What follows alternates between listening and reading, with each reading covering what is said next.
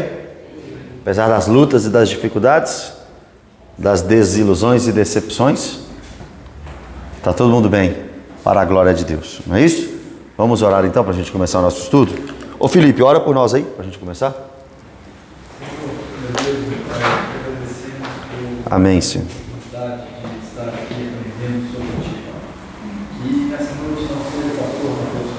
Amém, Pai.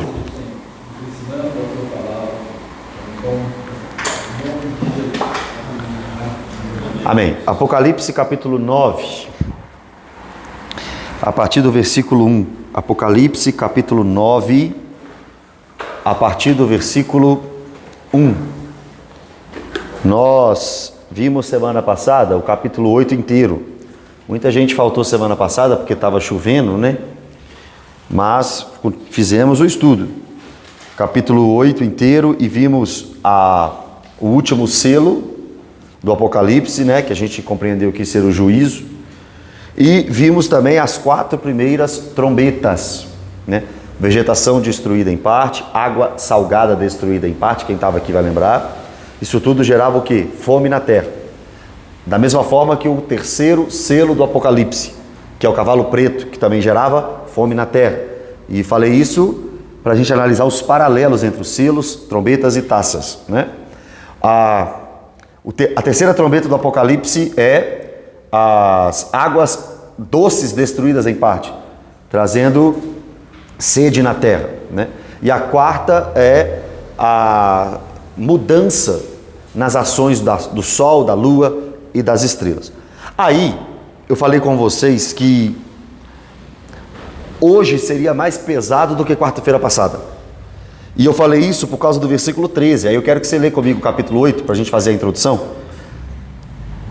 Capítulo 8, versículo 13 diz assim, olha: Então vi e ouvi uma águia que voando pelo meio do céu dizia em grande voz: Ai, ai, ai, dos que moram na terra, por causa das restantes vozes da trombeta, dos 3 anjos que ainda têm de tocar. Então, enquanto as 4 primeiras trombetas atingem a criação, as 3 últimas trombetas atingem diretamente o ser humano. E aí, eu falei para vocês que a 5ª trombeta seria o primeiro ai. Quem estava aqui lembra disso? A 5ª trombeta seria o primeiro ai. O segundo ai do Apocalipse aparece lá no capítulo 11, versículo 14. Não é nem na trombeta. É quando vai se falar das 2 testemunhas. Nós vamos chegar lá ainda. E ainda falei com vocês que o terceiro ai não está no texto. A não ser que seja o capítulo 12, versículo 12. Onde diz ai da terra e do mar. Pode ser que seja lá. Mas a ideia desses ai, ai, ai, é que agora o negócio vai intensificar, que agora o negócio vai ficar mais pesado. E aí eu falei até um detalhe, né, que para os pré-tribulacionistas, ou seja, para aqueles que acreditam que a igreja não passa pela grande tribulação, a igreja nesse momento não estará na terra, já estará no céu. E falei também que existem os pós-tribulacionistas, aqueles que acreditam que o arrebatamento da igreja é junto à vinda gloriosa de Cristo, não antes dela. Então seria depois da grande tribulação. Então a igreja sim passaria por tudo isso aqui, né? Agora, no capítulo 9, nós iremos ver a 5ª e a 6ª trombeta, e nós vamos ver que a situação vai agravar um pouco mais, porque as trombetas, então, agora, essa ação de Deus na terra vai atingir diretamente as pessoas, diretamente nos homens.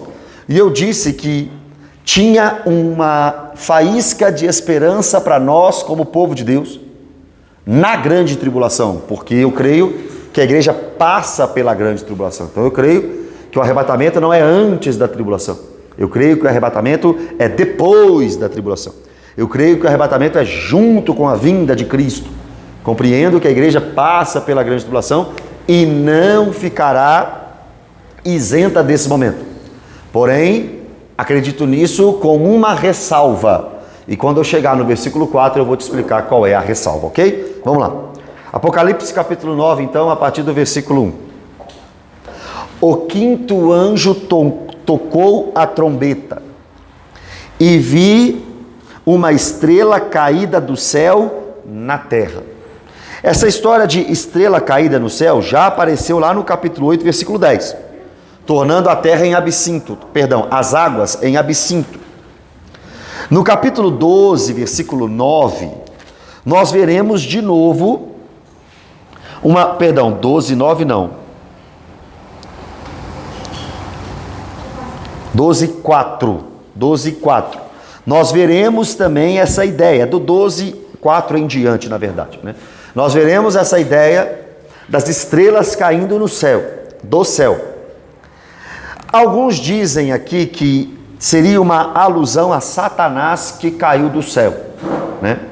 Você sabe muito bem que Satanás realmente caiu do céu, isso é uma verdade, que foi criado um anjo perfeito, mas que pecou em algum momento da eternidade, e o seu pecado foi a soberba. Eu sei disso por causa de 1 Timóteo capítulo 3, versículo 6. Paulo diz que o presbítero não pode ser neófito para não cair na soberba, que foi o erro de Satanás. Se Isaías 14 e Ezequiel 28 estiverem falando também de Satanás, por que sim? Porque o texto, primariamente, Isaías 14 é uma profecia contra o rei da Babilônia. Ezequiel 28 é uma profecia contra o rei de Tiro. Só que nesses textos também aparecem alguns versículos que falam de coisas que não cabem tanto a um ser humano. Então parece que de fato é uma perspectiva profética, já expliquei isso aqui. Talvez seria primeiramente uma profecia a Babilônia e a Tiro e também a Satanás. Pode ser que sim, pode ser que não. Se a resposta for sim, a soberba de Satanás foi querer ser semelhante ao Altíssimo. Então ele quis ser semelhante ao Altíssimo, se foi isso. Agora, a gente vê pelo livro de Jó que Satanás ainda tinha acesso aos céus. Lembra de Jó capítulo 1 e Jó capítulo 2? Que Satanás estava, enquanto os filhos de Deus se reuniam com Deus, Satanás aparecia no meio deles. Só que a Bíblia mostra para nós, no capítulo 12 de Apocalipse, que na ascensão de Cristo, agora Satanás não tem mais acesso aos céus. Por que não? Porque foi expulso de lá o acusador dos nossos irmãos. Se Jesus subiu, cumprindo na cruz e fazendo a obra de expiação na cruz, Satanás não tem mais do que nos acusar. Não há mais condenação para os que estão em Cristo Jesus. Ele não pode mais nos acusar diante de Deus, porque agora nós estamos lavados e remidos pelo sangue do Cordeiro. Então, agora ele foi lançado à terra. Onde Satanás está? Satanás está na terra. Satanás não está no inferno. Apocalipse 20, versículo 10. Ele será lançado no lago de fogo e enxofre, lá no último dia, lá na vinda gloriosa de Cristo, onde ele receberá de fato a paga pelos seus pecados, e não só ele, falso profeta, a besta e todos aqueles que não têm o nome escrito no livro da vida. Todos esses serão lançados no lago de fogo e enxofre. Nós iremos ver isso quando chegarmos lá no capítulo 20 de Apocalipse. Tentar fazer uma breve explicação aqui sobre o inferno, um breve resumo sobre o inferno. Vocês vão vir para cá estudar sobre o inferno. Para quê, pastor? Vocês não irem para lá. Para vocês não irem para lá. Não é isso? Por isso que nós iremos estudar sobre o inferno aqui, né? Aí o texto diz que essa estrela caída na terra tem algo agora, olha o texto. E foi-lhe dada a chave do poço do abismo. Então agora, numa leitura simbólica, mas que representa uma realidade, o que o texto está dizendo é: foi dado a essa estrela caída, que nós estamos aqui possivelmente chamando de Satanás, e no versículo 11 vai ficar mais claro ainda. Foi dado a esta estrela caída no céu, Satanás, pode ser que sim, uma autoridade em um lugar de abismo. Foi dado a ele autoridade sobre um abismo. Agora, olha o que tinha nesse abismo. Versículo 2. Mas seria isso como se fosse Cristo? Não, Cristo não, o contrário, Satanás. Não, mas olha só, na minha Bíblia, não se sabe, a explicação, não se sabe se essa estrela que caiu do céu é Satanás, um anjo caído, Cristo, ou um anjo bom. O mais provável é que seja um anjo bom, porque a chave do poço do abismo é normalmente carregada por Cristo. Qual que é a sua Bíblia? Qual que é a sua versão? Qual que é a Bíblia o quê? Cronológica. Olha, eu discordo totalmente. Na verdade ele falou assim, é possível, não sabemos se é Satanás. Concordo. Não, cronológica, já vi aí. Não sabem. Almeida Revista Não, isso aí é a tradução. Eu queria saber qual que é a Bíblia de estudo. Eu já vi aí, cronológica, tá certo? Cronológica. O que eu estou te dizendo? A primeira parte aí eu compreendo, eu entendo, eu concordo. Ele falou assim, ó, não se sabe se é Satanás, não se sabe se é Satanás. Agora, não pode ser Cristo em hipótese alguma. E eu vou te explicar por que não, lendo a sequência dos versículos. Olha para você ver como não pode ser Cristo, ó. Vamos lá. Não, aqui nós estamos para perguntar mesmo. Versículo 2. Ela, essa chave, né, abriu o poço do abismo e subiu fumaça do poço como fumaça de grande fornalha. E com a fumaceira saída do poço, escureceu-se o sol e o mar. Então agora essa estrela caída não pode ser Cristo. Essa estrela caída tem agora uma permissão de Deus para abrir o poço. Só que quando ela abre este poço, essa chave que essa estrela tem na mão, então agora abre o poço, nós vemos que uma fumaça sai do poço, como de grande fornalha, e escureceu-se o sol e o mar. É agora o símbolo de trevas. Olha o 3. Também da fumaça saíram gafanhotos para a terra. Você que estava aqui na semana passada vai lembrar que as trombetas parecem ter uma associação com as pragas do Egito, né? Vocês viram águas transformadas em sangue aqui na primeira trombeta, né? E isso aparece lá na praga do Egito, né? Nós vimos aqui a quarta trombeta, que é o sol, a lua e as estrelas perdendo o seu curso natural, parecendo a nona praga do Egito. E agora nós temos aqui gafanhotos na quinta trombeta. E gafanhoto é a oitava praga do Egito. Então parece ter uma associação simbólica e representativa entre as trombetas e as pragas. Eu não estou falando que tem associação, os eventos não. Estou falando que simbolicamente tem uma associação, né? Agora, foi-lhes dado poder como o que tem os escorpiões da terra. Então agora, olha a imagem. Cai uma estrela. Essa estrela é caída. E é dada a ela a permissão de abrir um grande abismo. Nesse abismo, o que sai dele são gafanhotos, que parecem escorpiões, simbólicos. Um gafanhoto lá no Oriente Médio, por exemplo, ele aparece e trabalha por volta de 5 meses. E o símbolo de gafanhoto é destruição total, porque ele come ao mesmo tempo que ele come, ele defeca. E tudo que ele encontra, ele destrói. O que é que come, defeca e destrói todas as coisas por onde passa? Talvez aqui o texto está simbolizando demônios, né? Então existe alguém que lidera os demônios. E esses demônios agora estão com a liberdade de agir. E a ação desses demônios fará com que as pessoas sofram assim como sofrem quando são picados ou picadas por escorpiões. Então a ideia é que um líder agora tem uma tropa e essa tropa causa muitos males, muitos danos, como que picadas de escorpiões. E que destrói tudo que passa. Tudo por onde passa. Assim como o profeta Joel falou também. Eu vou até citar uma passagem de Joel aqui daqui a pouquinho. Porque é exatamente igual Joel capítulo 1. É isso mesmo. Daqui a pouco a gente chega lá. Essa chave é chamada permissão, né? Acredito que sim. Acredito que possa ser chamada assim. A chave seria uma autoridade, né? Uma autoridade para abrir um lugar. Mas Satanás só tem autoridade daquilo que Deus dá a ele, né? No caso de Jó foi exatamente isso. Deus permitiu que Satanás destruísse tudo na vida de Jó. Se Deus não tivesse permitido, Satanás não tinha feito isso. Mas Deus permitiu. Olha que loucura. Deus permitiu. E aí, vou fazer o quê? Como é que eu... E foi Deus que chamou Jó para conversa. Satanás para conversa. Satanás está lá quieto. Não foi Satanás que falou para Deus assim, Deus, e qual é que é a de Jó lá? Não. Foi Deus que virou para Satanás e falou assim, observastes o meu servo Jó? É Deus que começa a conversa. Eu vou fazer o quê? Meu Deus. Eu sempre pergunto assim, olha, quem gostaria de ser chamado por Deus de homem íntegro, reto, temente a Deus e que se desvia do mal? Quem gostaria de receber esse elogio de Deus? Jó recebeu esse elogio de Deus. E mesmo assim, Deus permitiu Satanás acabar com ele. Meu Deus do céu. Vamos lá, continuando. Versículo 4. Lembra que eu disse que a igreja passará pela grande tribulação na minha visão? Mas com uma ressalva? A ressalva é essa aqui, ó. Olha o 4. Agora, a ordem para os gafanhotos que parecem escorpiões, ou seja, que destroem tudo e que acabam com as pessoas. 4.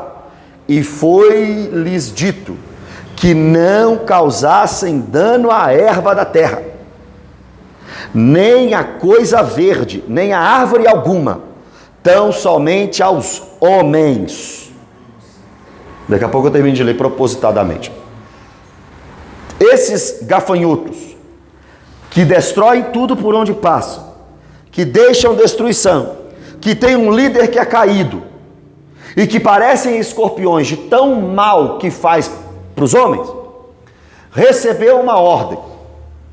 Não é para mexer na criação. Por que não? Por que não? Porque as 4 primeiras trombetas já tinham mexido na criação. Vegetação, primeira trombeta. Água salgada, segunda trombeta. Água doce, terceira trombeta. Sol, lua e as estrelas, quarta trombeta. Agora a quinta trombeta, não toca, não mexe, não come, nada verde, não. Não é para fazer mal a eles, mas é para fazer mal aos homens. É para trazer males diretamente nos homens.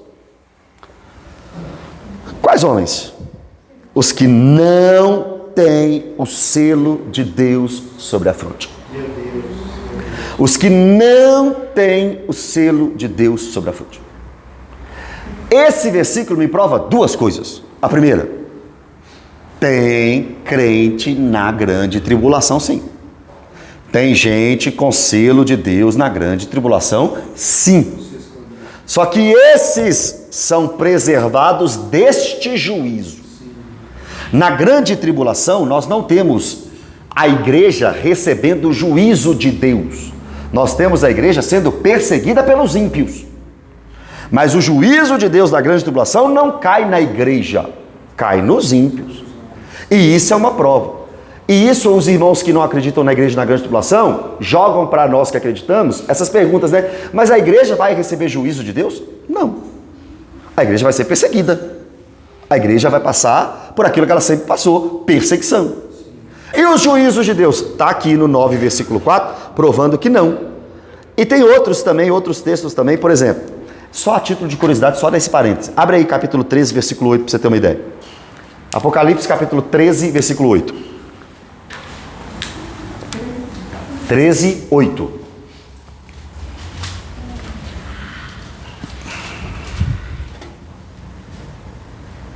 Vai do 7. Aqui é a besta do mar, um sistema político contra o povo de Deus na grande tribulação. Ó, foi-lhe dado também, a besta, que pelejasse contra os santos e os vencesse. Olha o que Deus está permitindo a besta do mar fazer na grande tribulação. Vencer a igreja. Diminuir o seu poder, diminuir a sua influência, perseguir até matar. Deu-se-lhe ainda autoridade sobre cada tribo, povo, língua e nação. É o mundo inteiro. É o mundo inteiro perseguido. Olha o 8. E adorá-la-ão todos os que habitam sobre a terra. Todos que habitam sobre a terra vão adorar a besta na grande tribulação. Aqueles cujos nomes não foram escritos no livro da vida do Cordeiro. Vai adorar a besta, vai. Quem? Quem não tem o nome no livro da vida. Quem tem o nome no livro da vida está aqui na grande tribulação, mas não se curva a besta, não. Por isso é perseguido. Por isso é assassinado. Por isso sofre. Porque não se vende ao sistema. E vai ter um selo também. Nós vamos chegar lá no capítulo 13. Capítulo 13. Voltando para o capítulo 9, versículo 4. Então agora, essa trombeta está tocando, ou seja, esse anúncio. Lembra que eu falei que trombeta é anúncio? O anúncio da vinda de Cristo. É mais um anúncio da vinda de Cristo. E esse anúncio agora toca diretamente os homens. É para causar mal aos homens. Só os homens que não têm o selo. Quem tem o selo? Quem tem o selo está protegido da quinta trombeta. Quem tem o selo está guardado da quinta trombeta. Vai ser perseguido, Vai ser difícil demais para a igreja na terra nesse período, mas esse mal aqui não toca neles. Agora, qual é o mal? Não vai causar mal igual o gafanhoto e igual o escorpião? O texto vai falar qual é o mal. Olha o 5. Foi-lhes também dado... só um parêntese. Vocês lembram que eu falei, quando nós estudamos os 144 mil selados, que o selo de Deus é o Espírito Santo. Quem recebe o Espírito é porque creu no Evangelho, arrependeu dos seus pecados, creu em Jesus, e o selo de todo crente é um selo invisível, vamos dizer assim. É o Espírito Santo em nós, que é a garantia, e eu falei isso, é o penhor da nossa salvação. Por que eu sei que eu durmo salvo e acordo salvo? Acordo salvo e durmo salvo. Por que eu sei? Porque o Espírito Santo está em mim como penhor da salvação, como garantia. Ele é a garantia. Não é o que eu faço que é a garantia, é Ele a garantia. Não é o manual que eu obedeço que é a garantia, é Ele que é a garantia. Pastor, então o senhor está dizendo que eu posso ter o Espírito Santo e viver de qualquer jeito? Não, criatura. Não é isso que eu estou dizendo. Eu estou dizendo que todo crente tem a garantia pelo Espírito. Pastor, e qual que é a prova? Aí sim, aí a prova é andar em santidade. Como que você prova que você tem o Espírito? Santidade. Que você quer amar o próximo, que você quer viver nas coisas de Deus. Isso te prova que você é crente. Isso não te faz crente. Isso prova que você é um cristão. Pastor, mas eu estou aqui na igreja e vivo na prática do pecado. Você só frequenta um lugar. Você só vem aqui porque você gosta, acha legal, quer ver os irmãos. Mas quem nasceu de novo prova com as ações. Isso é Efésios 2. A salvação é pela graça mediante a fé. Isso não vem de vós, é dom de Deus. Não vem de obras, para que ninguém se glorie. Mas o mesmo texto diz que nós fomos criados para as boas obras. Então as boas obras são resultado de salvação. Agora, o que garante a minha salvação? O Espírito Santo em mim. É o Espírito Santo em mim. Por isso que eu não acredito em perder a salvação. Porque o Espírito Santo está em mim. Nada que eu fizer faz com que Cristo tenha deixado de morrer numa cruz por mim. Os meus pecados foram perdoados. Ele nos perdoou de todos os pecados. O sangue de Jesus nos purificou de todos os pecados. Ele me regenerou, me fez de novo. E a prova? A prova é que eu estou andando agora segundo a vontade de Deus. Eu quero andar. O crente peca. E quando um crente de verdade peca, entristece tanta gente. Quando a gente vê que ele está arrependido de verdade, a gente quase arrepende junto com ele também. Não é? Porque o crente de verdade, ele peca e ele genuinamente se arrepende. Isso é a prova que você tem o Espírito Santo. Quantas pessoas a gente atende? Pastor, eu pequei. Eu sei que você pecou. E aí, o que você fez depois de pecar? Eu estou tão mal. Crente. Pequei, pastor. Eu acho que não tem problema não. Amanhã eu faço de novo. Filho do diabo. Ímpio. A tristeza do coração só gera tristeza no coração. Paulo, a tristeza segundo Deus gera arrependimento. Acabou. 2 Coríntios 7. É a tristeza segundo Deus. É a tristeza segundo Deus. Então esse é o selo, é o Espírito Santo em nós. Agora, qual é o mal? Que quem não tem o Espírito vai sofrer. Versículo 5. Foi-lhes também dado, não que os matassem. Fazendo um spoiler. Matar os homens é a 6ª trombeta. A 5ª trombeta não é matar. E sim que os atormentassem durante 5 meses. 2 coisas. 5 números no Apocalipse são simbólicos. Agora, 5 meses é o período que os gafanhotos, lembra que eu falei? Trabalham. Durante 5 meses eles atuam. Comem e defecam. É exatamente isso. 5 meses de tormento, ou seja, um período de tempo em que os demônios serão libertos deste abismo, deste lugar, justamente para atormentarem os homens. Agora, na 6ª trombeta você vai ver demônios presos no rio Eufrates para matar. Vão ser soltos para matar. Aqui soltos para atormentar. Lembra que eu disse que é progressivo? Vai aumentando os detalhes, vai aumentando o peso, a dificuldade deste período tribulacional. Então agora nós estamos diante de demônios simbolizados por gafanhotos e por escorpiões, que estão preparados para atormentar os homens. E o seu tormento era como o tormento de escorpião quando fere alguém. Então agora eles estão atormentados. Alguém já foi picado aqui por escorpião? Pastor, se eu tivesse sido, eu não estava aqui para contar. Mas eu fui quando eu era criança. Quando você era criança? Ah, não lembra? Ah, irmão, tinha que lembrar para contar pra gente se dói mesmo. Com certeza Parece que dói, né? Parece que dói. tem que ser acudido na hora. Agora, isso é só um símbolo. São demônios atormentando as pessoas. Como se fosse um esporro. Como, ou seja, símbolo. Dor, o sofrimento. É. Agora, quem aqui já ouviu assim? Ah, fiquei sabendo que na grande tribulação os homens vão procurar a morte e não vão achar. É verdade. Está no 6. Ó, naqueles dias os homens buscarão a morte e não a acharão. Também terão Também terão ardente desejo de morrer, mas a morte fugirá deles. Ah, meu irmão, tem tanta coisa para falar aqui que eu não sei se a gente dá conta. Ah, pode falar. Olha, quem dá a vida e quem tira é Deus. Em Deuteronômio, o próprio Deus disse a Moisés: eu faço viver, eu faço morrer. Eclesiastes capítulo 3, a Bíblia diz para nós que existe um tempo para todas as coisas. Existe o tempo de nascer e de morrer, correto? E num paralelismo, a próxima frase é: existe o tempo de plantar e de arrancar o que plantou, de colher. Olha isso. Parece que a gente, quando não estuda a Bíblia de forma verdadeira, a gente pensa assim: ah, não. Se a Bíblia está dizendo que existe um tempo de nascer, existe um tempo de morrer, existe um tempo de plantar e existe um tempo de colher, então quer dizer que se eu nasci para plantar. E Deus não vai me deixar morrer até eu colher o que eu plantei. Aleluia, glória a Deus! Mas não é isso. A ideia é um paralelismo. Nascer é plantar, morrer é colher. Quem te plantou vai te colher um dia. E ninguém morre de véspera. E por isso que eu estou falando que isso aqui é difícil. Ninguém morre de véspera. Pastor, mas e quem pulou do 10º andar? Pô, irmão, por mais louco que parece, não morreu de véspera. Não morreu de véspera. Deus fez ele jogar de lá? Não creio nisso não. Creio nisso não.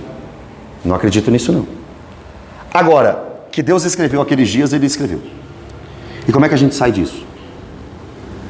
Como é que a gente sai disso? Ah não, pastor, Deus permitiu Satanás tocar naquela vida. Eu acredito nisso também. Só que você acabou de falar a palavrinha-chave: permitiu. Então Deus não está isento a nenhuma morte. O texto está dizendo aqui agora justamente o contrário disso, no sentido de: os homens vão tentar morrer, mas Deus não vai deixar eles morrer. Eles, de tão atormentados, vão buscar a morte. Talvez aqui, suicídio. Mas nesse tempo, nessa era, Deus não vai deixar ninguém morrer de suicídio. Mas hoje Ele deixa. Não diz que é a vontade dele, estou falando que Ele deixa. E aí? Como é que a gente sai disso? É por isso que eu sempre falo para vocês e falo para todo mundo. Eu, Mateus, não tenho compromisso com Deus católico, com Deus evangélico, com Deus espírita. Meu compromisso é com Deus da Escritura. É o Deus da Escritura que eu sigo. Aqui, nesse momento, os homens vão buscar a morte. Como é que busca a morte? Comendo bolacha? Assistindo televisão? É claro. Eles vão tentar se matar. Tamanho tormento. E não vão encontrar a morte. Ou você acredita nisso, ou você não acredita na Bíblia. Apesar de ser uma literatura simbólica. A minha amiga, né, ela teve uma depressão tão forte que entrou 2 vezes suicídio. Uma vez, na hora que ela ia cair na água, né, lá em Florianópolis, ela disse que ela ia já suicidar, ela viu um cachorrinho, então o cachorrinho parecia do nada. Ela começou a mexer com o cachorrinho, né, para assim, você também está triste e tal. Então o cachorrinho foi no amparo dela para levantar, para não cair no lago. Sabe, outra vez a família saiu, ela pulou da janela, Mas uma pessoa viu e chamou logo o bombeiro lá e tirou ela de lá. Então, quer dizer, não, agora ela está firme na igreja, né? Não estava na hora dela morrer, né? Isso. Ela buscou a morte, não estava na hora dela morrer. Ela buscou 2 vezes a morte, viveu a viver. Por que tem gente que sobe numa escada, cai e morre? E tem gente que cai de um avião e não morre? Não é acaso, irmãos. Isso não é acaso. O cara da Chapecoense. Os caras da Chapecoense. Depois teve um fato. Exato. Jogando bola. Que loucura é essa? Mateus, só uma curiosidade aqui. Essa situação de acrescentar essa estrela caída aqui a Satanás, poderia ser algo da parte de Deus também, não? Porque quando a gente vai em Êxodo 12, 13, que ele marca os umbrais de sangue como se fosse o povo dele, que é o sinal aí também dos marcados no Espírito Santo, e é como uma forma de castigo àqueles que não são. Nessa parte aqui também não tem... Eu só não consegui entender a ideia da estrela caída. Não entendi o que você quis dizer com a estrela caída. Essa estrela caída seria Satanás ou Não, é uma... um anjo da parte de Deus também, como é a questão de... Eu não sei se é Satanás. O texto está dizendo, ó, estrela caída do céu na terra. Não está falando o que é. Então a gente tenta interpretar. E muitos caíram também, né? Não, assim, os demônios e tal. São demônios, é uma autoridade. Os demônios? Não, sim. Os demônios são anjos caídos. Isso está na Bíblia. Agora, a ideia é a estrela caída. O que é essa estrela caída que lidera gafanhotos que saem desse abismo? É por isso que nós compreendemos que é Satanás. E daqui a pouco, no versículo 11, vai ficar ainda mais claro que parece ser Satanás.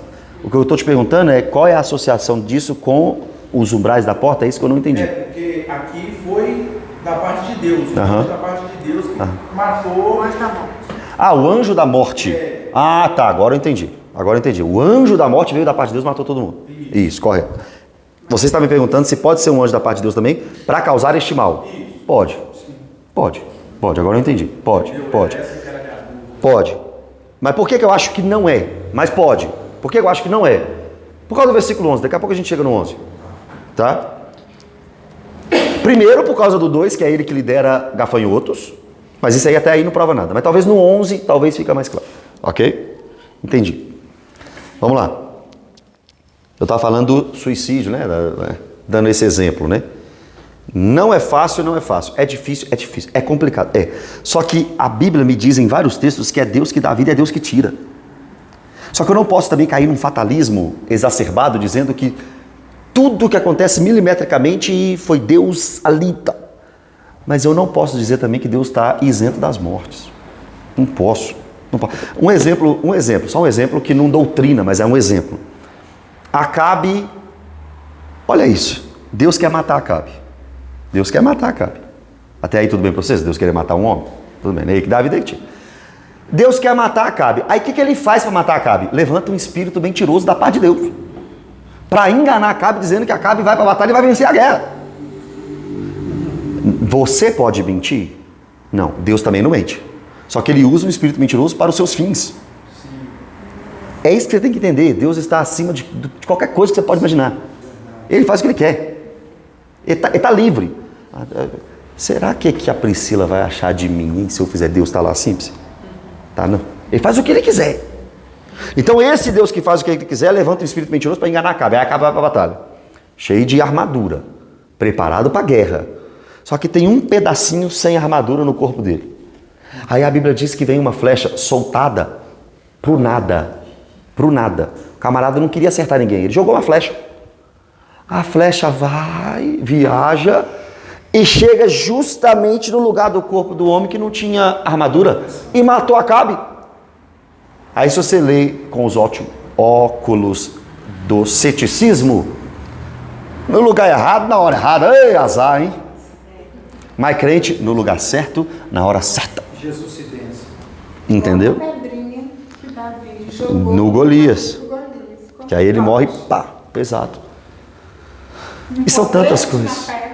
E são tantas coisas no Antigo Testamento e também no Novo, no Novo Testamento, no período da tribulação, olha o texto, 2 Tessalonicenses. Deus envia a operação do erro, para que os homens deem crédito à mentira. A gente tem a impressão que tem duas dualidades. Deus contra Satanás, que é os dois pilares do universo, o bem contra o mal. Aham. Falou que até Satanás é o índio de Deus. Está na coleira, né? Satanás está na coleira de Deus, né? Só vai até onde Deus permite. Não há, o que o Vitor está falando não há uma disputa entre o bem e o mal. Isso não é bíblico. Não, calma. Existe uma disputa entre o bem e o mal, no sentido de santidade, no sentido de pecado, no sentido de forças das trevas, etc. O que eu estou querendo dizer é, Satanás não está à altura de Deus para ser um inimigo dele. Pare para ir. É isso que eu estou querendo dizer. Não tem uma queda de braço entre Satanás. A Bíblia diz que Deus destrói os seus inimigos com o sopro da sua boca. Está em 2 Tessalonicenses. Satanás é infinitamente inferior ao nosso Deus. Então não é batalha. Entende? Inclusive até lá no Armagedon também mostra que, no Armagedon, lá em Gog e Magog, vários textos do Apocalipse, capítulo 19 também, capítulo 17, melhor ainda, que quando Cristo vem e os inimigos estão prontos para a batalha, Deus os massacra. Não tem batalha, só tem massacre. Então, o diabo só vai até onde Deus permite, e aqui Deus está permitindo atormentar os homens. E os homens vão buscar a morte, e é Deus que dá a vida, é Deus que tira a morte. Existe um texto na Bíblia que diz que Deus venceu aquele que tem o poder da morte, que seria Satanás. Mas poder da morte no sentido de, foi entregue a ele. Quando Deus permite Satanás matar, ele mata. Quando Deus permite Satanás matar, ele mata. 7. Aí no 7 até o... Quer ver? E no 7 até o 10 são símbolos, né? Numa literatura apocalíptica, símbolos que representam algumas coisas. São características dos gafanhotos. Que se a nossa interpretação estiver certa, são demônios. O aspecto dos gafanhotos era semelhante a cavalos preparados para a peleja. Eles estão prontos e capacitados. Na sua cabeça havia como que coroas parecendo de ouro. É um domínio, um controle do reino das trevas. E o seu rosto era como o rosto de homem. Olha esses gafanhotos. Parece cavalos, tem força de cavalo, tem coroa, e tem rosto de homem. A ideia seria um domínio, um reino das trevas com astúcia e com inteligência. Tinham também cabelos como cabelos de mulher. Que loucura isso! Como tomamos por literal um gafanhoto que parece um cavalo, que tem uma coroa na cabeça do gafanhoto, e cabelo de mulher e rosto de homem. É claro que estamos diante de uma literatura apocalíptica. Cabelo de mulher pode representar uma sensualidade? Talvez sim. Os seus dentes como dentes de leão. E aí entra naquilo que a Alice falou logo no inicinho aqui. Animais com aparência de leão, melhor dizendo, gafanhotos com aparência de leão, aparece lá em Joel capítulo 1.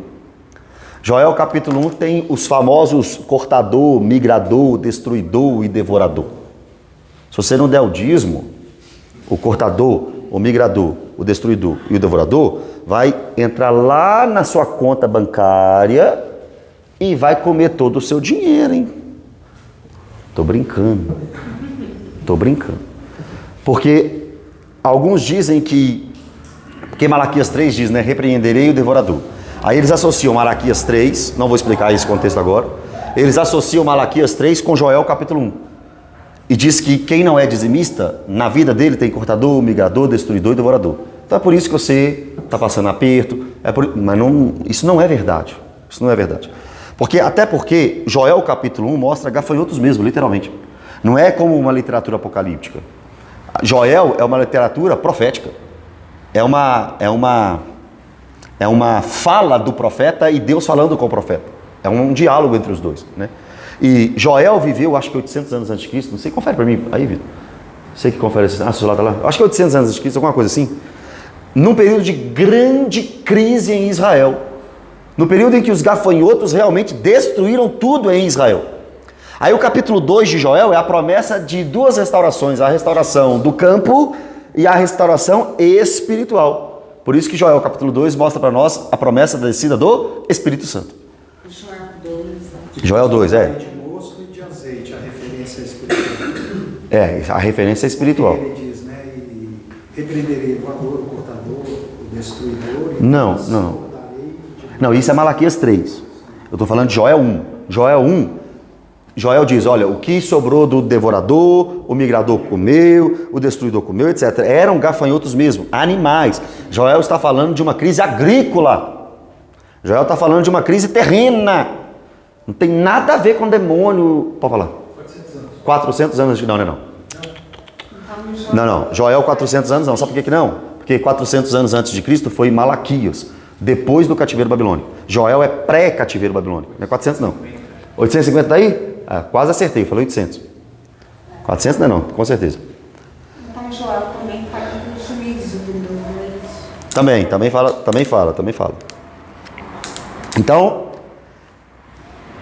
eu fui em Joel para te mostrar um texto bíblico com gafanhoto que tem uma característica de leão. É algo destruidor. Versículo 9. Eu falei que a gente ia na sexta trombeta também, não vou não. Sexta trombeta vai ficar para semana que vem. Tinham couraças como couraças de ferro. O barulho que as suas asas faziam era como barulhos de carros, de muitos cavalos, quando correm a peleja. Olha, olha as características desses gafanhotos, irmãos. Imagina um exército desse vindo para fazer mal aos homens. Imagina um exército espiritual desse atacando homens. E talvez a gente não pode cair no erro de acharmos que Satanás é um inimigo já vencido e por isso ele não pode atuar. Ele atua. E os seus demônios também atuam. E aqui foi dado ainda uma permissão maior para atuar de forma mais grosseira. Hoje, por exemplo, Satanás está ao nosso derredor, procurando a quem possa tragar. Hoje, pessoas ficam endemoniadas. Hoje, nós estamos batalhando, lutando e vencendo, mas também vivendo uma realidade espiritual que é mais real do que a realidade física. Se é que a gente pode entender isso. Por isso que nós precisamos do capacete da salvação, é por isso que nós precisamos da couraça da justiça, é por isso que nós precisamos da espada do Espírito, é por isso que nós precisamos da sandália da preparação do Evangelho e do cinto da verdade. Por que nós precisamos? Porque a nossa guerra não é contra pessoas não, mas a nossa guerra é contra quem? Principados e potestades. E olha essa ideia de principados e potestades, como ela pode ser tão notável. O império das trevas é muito bem organizado. Principados e potestades traz a ideia de hierarquias. De fato, nós temos demônios, nós temos Satanás, e o reino das trevas é organizado com 1/3 dos anjos para nos fazer mal. Mais astutos dos filhos da luz. Eles estão aí para nos fazer mal mesmo. Só que maior é o que está em nós do que aquele que está no mundo, né? E existe uma expressão crentez, tem um evangeliquez, que eu gosto e que tem sentido bíblico mesmo, a tal da brecha, né? Só que cuidado para não espiritualizar isso demais. Eu não estou falando que xinguei o Bernardo, Satanás veio com 50 demônios e levou minha casa. Não é isso que eu estou falando, não. Mas de fato, se você apagar o espírito e se você não viver na sua vida espiritual, Satanás pode achar lugar na sua casa. Por que eu estou falando isso? Porque Paulo diz, não deis lugar ao diabo. Não deis lugar ao diabo. Então vigia. E Provérbios fala também, aquele que fura um buraco no muro, uma cobra o picará. Olha para você ver, percebe? Então, a proteção, se você abre um espaço... Tem aquele espacinho ali, né? Sem querer entrar em demonologia, mas a questão de demônio, eles são 1/3 terço dos anjos. Apocalipse 12:4. essa é a parte. Apocalipse 12:4. Com a cauda, o dragão arrancou, né, arrastou um terço das estrelas com ele. Se for isso, é isso mesmo. Okay? Então nós temos 2 terços de anjos. É o dobro de número de demônios. Mas um anjo só é suficiente. Um anjo só pode matar 185 mil do exército da Síria, Senaqueribe. Dentro dessa perspectiva da brecha que você deu, no caso da pessoa que pode, digamos, dar uma brecha, falando de um crente, possivelmente. Mas não necessariamente o crente poder ficar possuído. Não, eu acredito que não. Acredito que a brecha se enquadre mais naquela ideia de uma opressão satânica, né? Dardos inflamados do maligno. É isso. Agora, possessão de forma alguma, porque nós temos o Espírito Santo em nós, né? E só uma casa vazia e ornamentada é que é abrigo para voltar 7 piores, Jesus falou. Uma casa vazia, uma casa cheia não. O Espírito Santo em nós, não tem espaço para demônio. Tem espaço para demônio aí dentro, irmão? Não tem não. Porque nós estamos com o Espírito Santo. Não. Pelo contrário, Maria Madalena era uma casa cheia. A Bíblia diz que dela saíram 7 demônios. Pois é. Então, ela poderia ter sido vazia. Ah, tá. Para poder... Poderia. Mas ainda bem que Maria Madalena converteu. Converteu. É isso aí. Versículo 10. Alguém levantou a mão? Alguém levantou a mão aqui? Não, né? Versículo 10. Tinham ainda cauda como escorpiões e ferrão. Na cauda tinham poder para causar dano aos homens por 5 meses. Volta a ideia do período do gafanhoto. É gafanhoto com escorpião isso aqui. Com cabelo de mulher, com rosto de homem, com dente de leão, com coroa na cabeça e rosto de homem. Misericórdia. Agora, Marcelo, é pelo 11 que eu acho que é Satanás. A estrela caída do 1. E tinham sobre eles como seu rei, como seu líder, o anjo do abismo. Então tem um anjo que é o do abismo, que lidera quem estava no abismo, cujo nome em hebraico é Abaddon e em grego Apolion. Então agora aqui nós estamos com apelidos para o anjo do abismo, que pode ser a estrela caída, não estou afirmando, mas pode ser, e que pode ser Satanás, Abaddon e Apolion. Agora, por que esse aqui não são nomes? O pastor está falando que é nome. Por que não é nome? Porque Abaddon e Apolion significam, tanto em grego quanto em hebraico, destruidor. Destruidor. O que o texto está dizendo para nós é, esse anjo, ele é um destruidor. Esse anjo do abismo é um destruidor. Veio para destruir. Agora, quando nós estamos falando de nome de Satanás, a Bíblia nos dá os nomes de Satanás. Abaddon e Apolion, ok, entendi o que você quis dizer. Mas o nome de Satanás, o nome do nosso inimigo é Satã e Diabolos. Satã, Satanás. Diabolos, diabo. É em hebraico e em grego. Satã e diabo. Satã é adversário e diabo é acusador. Satã significa adversário. Diabo significa acusador. Pastor, mas chama Lúcifer também, né? Não. Satanás nunca chamou Lúcifer. Não.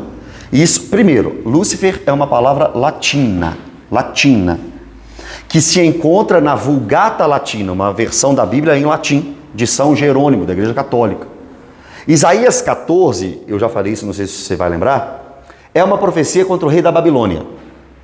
E também pode ser que ali esteja alguma brechinha para a gente entender sobre a queda de Satanás. E lá, o rei da Babilônia é chamado de estrela da alva, ou estrela da manhã. Estrela da manhã significa Lúcifer. Estrela da manhã, em latim, é Lúcifer. Lúcifer não é nome de anjo. Lúcifer significa estrela da manhã. E aí alguns acreditam que Satanás está em Isaías 14, então o nome de Satanás é Lúcifer. Mas não tem a palavra Lúcifer na Bíblia. Tem estrela da alva. Lúcifer é uma palavra na versão latina da Bíblia, né? Pasmem. Mas Jesus é chamado de Lúcifer. Jesus é chamado em Apocalipse 2 e Apocalipse 22 de estrela da manhã. Pastor, misericórdia. Tira da sua cabeça que Lúcifer é Satanás. Não é. Lúcifer não é Satanás. Lúcifer significa estrela da alva. Estrela da alva, a primeira estrela da manhã, aquela que brilha garantindo um novo dia. Isso é Jesus, irmão. Estrela da manhã, ele é a estrela da manhã para hoje, aí os worshipeiros. Mas gente da minha época já lembrou assim, ó. És a nossa estrela da manhã, Cordeiro Santo que nos trouxe a paz.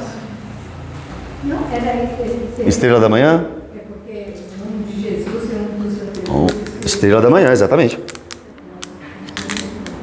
Agora, irmãos, nada no Apocalipse é tão ruim que não possa piorar. Olha o 12, só para deixar o gostinho de não quero mais. Mas vocês vão voltar semana que vem. Olha o 12. O primeiro ai passou. Agora é o segundo. Ai dos que habitam sobre a terra. O primeiro dos três passou. Eis que depois destas coisas vem ainda 2 ais. Cena para os próximos capítulos. Ai. Amém, meus irmãos. Louvado seja o nosso Deus. Alguém tem alguma pergunta? Não vou entrar na sexta não, porque vamos com mais cuidado, né? Falar. Quando a gente está na intercessão, Uhum. a gente vai entrar na frente. Teve um dia aí na nossa intercessão, foi na outra etapa também, e eu coloquei um pedido para a gente poder estar no tempo, orando para os pastores para não ter direções erradas de palavras, que às vezes é muito rápido. Então, para Deus proteger isso aí, né, que os dardos vão, e para as pessoas dentro do tempo não terem sono, sabe?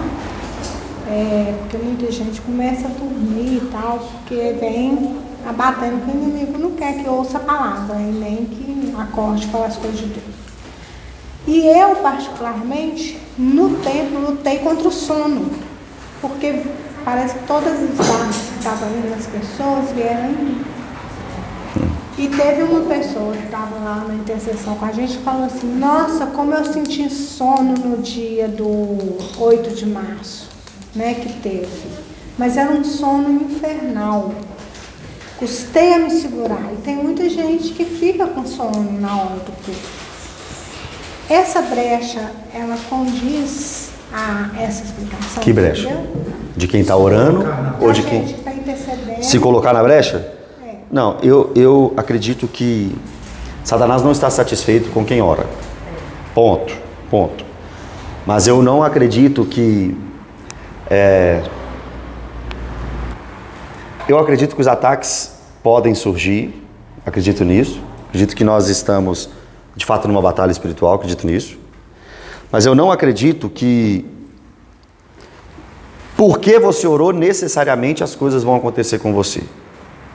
Não acredito nisso. Então vamos fazer um meio termo. Eu acredito que existe sim um lugar de vulnerabilidade, mas eu acredito que orar o tempo todo e sem cessar, como é um mandamento, também é um lugar guardado por Deus, né? Então eu não acredito simplesmente que eu orei por uma pessoa, então aquilo que ia vir na pessoa veio em mim. Não, nisso eu não acredito não. Mas eu acredito sim em um descontentamento de Satanás e seus demônios para quem está em uma batalha de oração. Agora, deu sono, foi o diabo, aí eu não posso dizer, porque eu não tenho parâmetro para isso na Bíblia.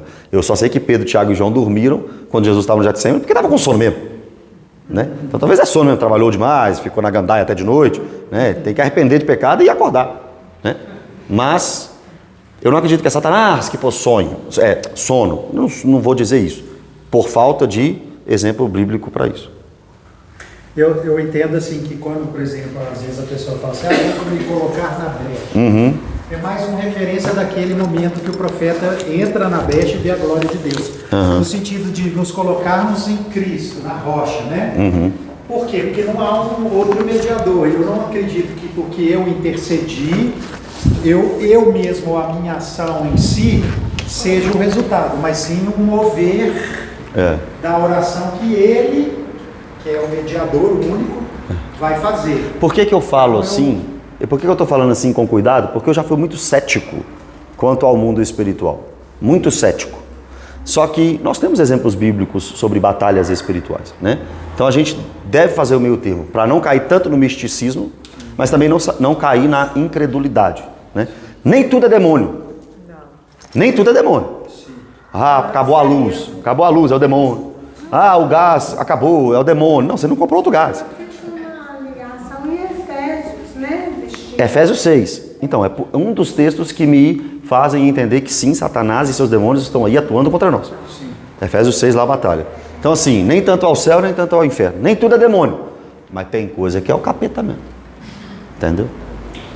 Mas há mesmo assim um poder que há em relação à oração, à intercessão, Não, de sim. movimentar o mundo espiritual. Assim, Sim, acredito que sim. De orar sem cessar. Eu acredito nisso que você acabou de falar, baseado na Bíblia, a oração do justo pode muito em seus efeitos.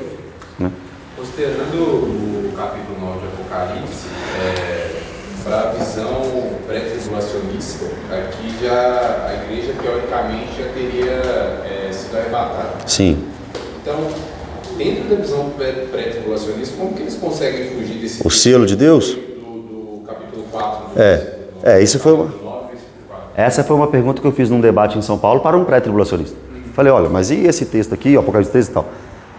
Ele não respondeu porque foi para a mudança de bloco e parece que eu saí ganhando, né? Mas a resposta, ficou parecendo, mas a resposta deles, eu sei qual é que esse que tem o selo de Deus são os 144 mil selados. E na visão deles, os 144 mil selados são apenas judeus. Sim. Então eles podem responder assim, né? Mas sendo a igreja, parte da igreja ou quem fosse se converter durante o período.